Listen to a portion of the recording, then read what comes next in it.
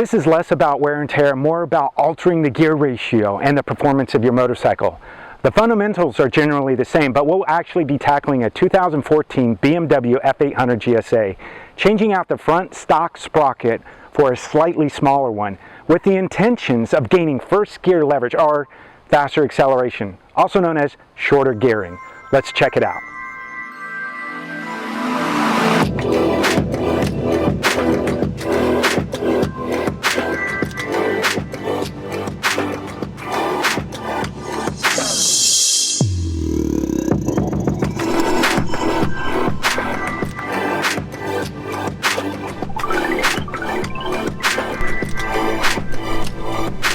Welcome back. Let me introduce Chad, a good friend and our own channel's shade tree mechanic whose ongoing mission is to constantly tinker and perfect his motorcycles to his own preference and riding style. So Chad, why are we doing this? One is this so that we can have more leverage. It'll also make it go slower in first gear, so when you're going through the mud over rocks and trees, it doesn't want to run, yet you can use less clutch. Also, for more fun, it makes it easier to wheelie. I'd like to see that, a wheelie on this. Okay. So what tools are necessary for getting the job done? Don't need too much complicated stuff. Because it's a BMW, you're going to need Torx bits. These are T25 stars, which you're going to need to take off the 3 nuts that hold on the front. Other than that, it's going to be standard, excuse me, not standard, but metric socket set.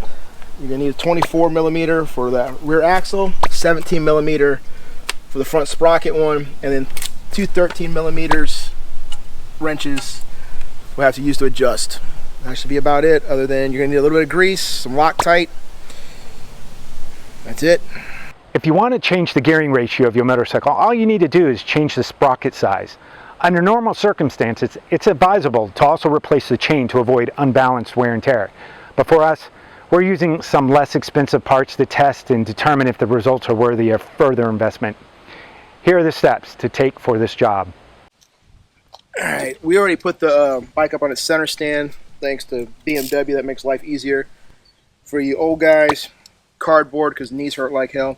We use a T25 Torx bit tip to take the 3 bolts out of this cover for this front sprocket. This bike's used, and somebody's taken this off before, and so one of the bolts is missing. These are not that tight. They're made out of aluminum, so make sure you got one that fits right because they strip easy.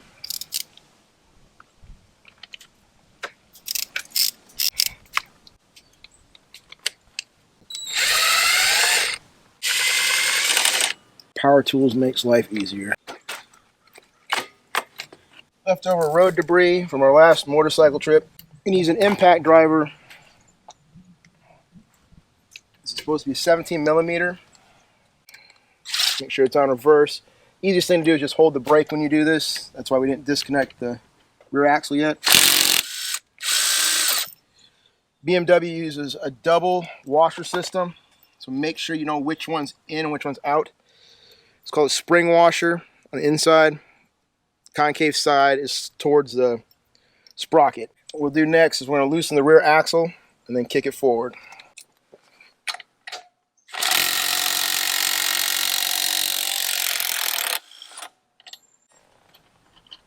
Normally when you take this off, it should slide. Yep, there we go. That's what we want to do. Just kick it. So now what we're going to do is roll the rear chain off the rear sprocket, that is. Once that is off, this is a greasy mess, but let's pull this forward, use some room, and it pretty much slides off. If you have to, you can use a longer screwdriver and pry it off. So this is a factory one. This is a 16. This is a new one. It's a 15. You can see it's slightly smaller. If we actually counted the teeth, it'd be less. Thick side's going to go in. And in case you have to take this stuff off again in the future, throw some grease on it. It ain't going to hurt nothing. But we get enough dirt and mud and everything else that just make your life easier. There we go.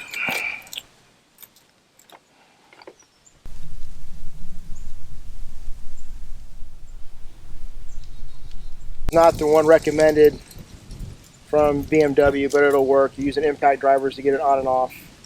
It's just thread locker. This is just red. Make sure your washers are going the same direction they're supposed to be going. It's going to do finger tight for the moment.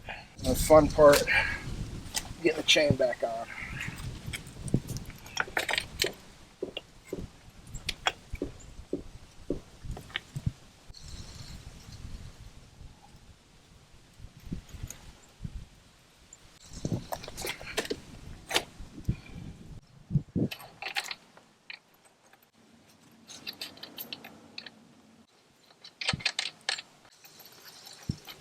This is the tedious part, lining up the axle.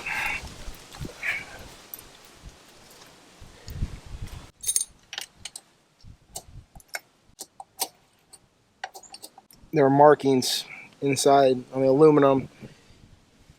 You need to match on both sides to make sure your chain and your sprocket are lined up straight.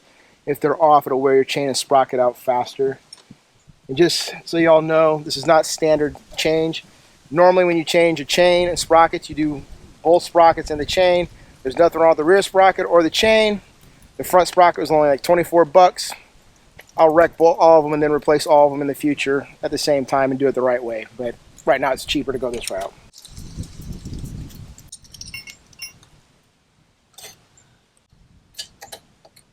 There's no fast way to do this. BMW wants the rear axle torqued to 74 pounds. And we're going to torque the front sprocket to 37 once we get this locked in.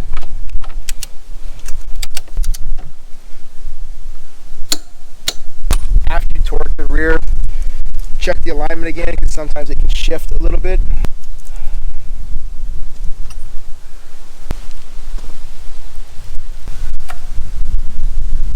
I think BMW says lock like 17 pounds. I just snug them up.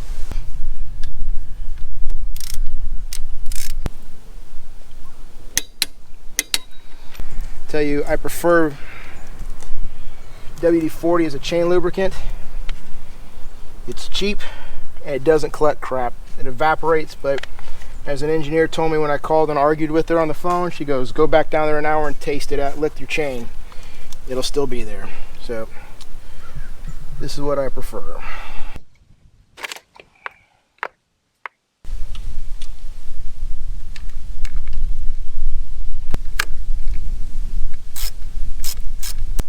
All right, looks like Chad just wrapped it up, tightened down the plastic cover over the sprocket. I guess the next step is to take it out and see if you can feel the difference and let us know how it works.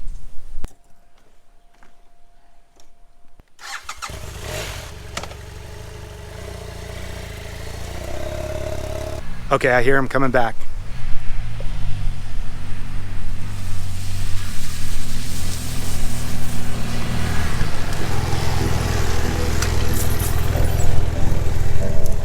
All right, Chad. What's the verdict? Did it ride the way you wanted it to? Oh yeah. Seat dyno is way better. It's got more get up and go in every gear. So it does exactly what we want it to. Idle speed is nice. When you're idling in first gear, it's slower, so it doesn't want to pull you over stuff you don't want to go over just yet. So we haven't had out in the mud yet, so we'll find out more later as we go. Well, there you have it. After having ridden the bike for a little bit, Chad seems content with the results. We'll have some future adventures where we'll really put it through the ringer. If you have any questions, comments, or even some ideas, add them below. I'll make sure Chad or myself review them. Please make sure to subscribe and hit that like button to encourage future videos of adventure, instructions, and product reviews. See you guys next time.